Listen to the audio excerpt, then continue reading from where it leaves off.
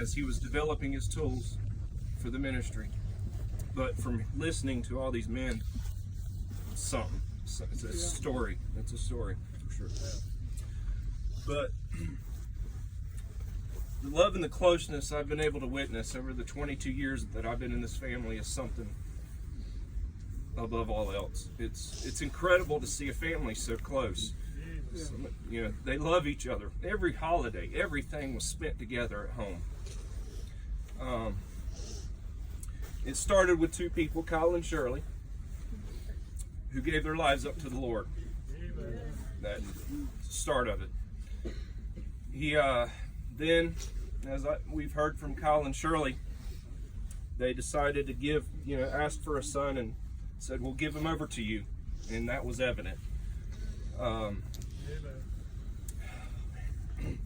They had no idea by giving him over to the Lord that the impact he's made was going to be as it is today. Only eternity will tell how many lives Jeff has touched with his work in the ministry. When I asked permission to marry Kyle and Shirley's daughter, I wrote them a letter as I was leaving to go back to college. But I couldn't resist to mention how special I believe Jeff was. He made that kind of impression for the few days that I knew him in the beginning. He had already left an indelible impression on me, and from that day forward, knowing that I was soon to be his brother-in-law, gave me the utmost respect for him. He would come over for holidays or birthdays or whatever. You felt this need to almost want to stand up, button your shirt up, tuck your shirt in, straighten up. It's what I felt like. He was that special. He was that special.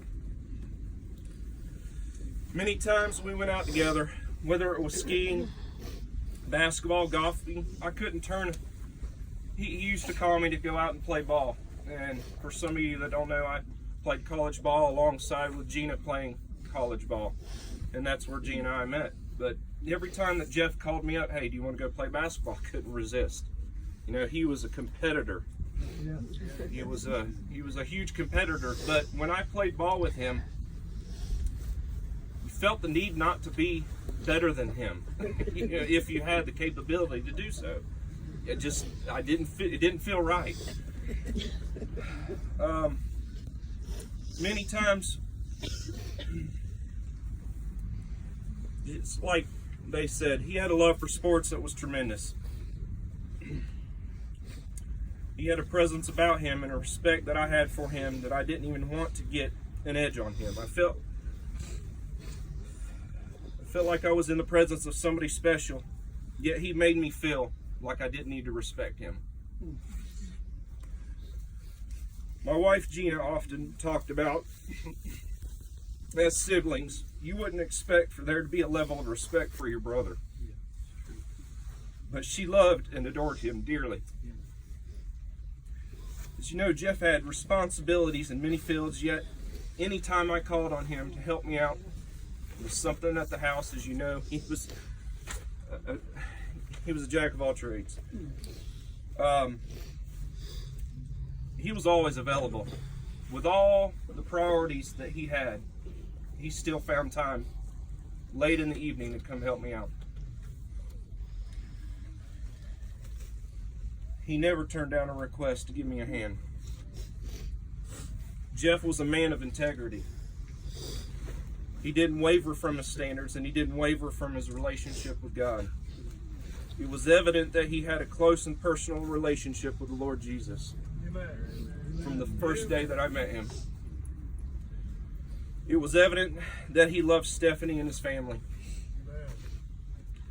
I was talking to Brother Dan Garlick about some stories and such about Jeff, and one of the things, and I think I've already touched on this, was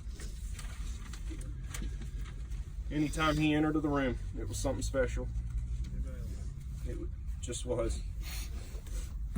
I think about what Lee Robertson said, and I had the privilege at Tennessee Temple to hear him preach. He would lift his finger. He says, die to self daily. Die to self daily. I believe Jeff lived by that standard. Jeff, for the 22 years that I've belonged to this family, I've witnessed you setting an example not only for your sisters to follow, but for everyone. You've given them a life to follow in the ministry that you so dearly love. I had the privilege over his last months to spend time with him and Stephanie, helping in any way possible. Stephanie would call me over to help her out with Jeff, and upon entering the room, I would ask him, already knowing how he's doing, anyway, how are you? And he would always say, as some others has touched, good or pretty good. Jeff would never let you know if something was bothering him. He was a very strong man. He was a great man. Stephanie and I have chuckled over the past couple of weeks a few times when a close friend, Jimmy Cottle, and I were in the room spending some time with him, helping Jeff and Stephanie out. And may I stop here and say that I was able to witness God's grace in that room through both of them as they showed their love for each other. Even through difficult times, Stephanie would only come and ask me to do this or that for him, but I wanted to sit there for 2 or 3 hours and just witness what I saw. Their love for each other was so present every time I came over to their house that as we were staying there, he said, "For my funeral, Jimmy, I want you to sing for me. And Chris, I want you to preach for me." Now, many of you know I'm a man of few words. And we had to ask him 2 or 3 times, "Who did you say?" He said, Chris. So with that I said, I will end in saying, what a great man you were. What a great example you were. What a friend you were. And what a brother you were. I love you, brother. Amen.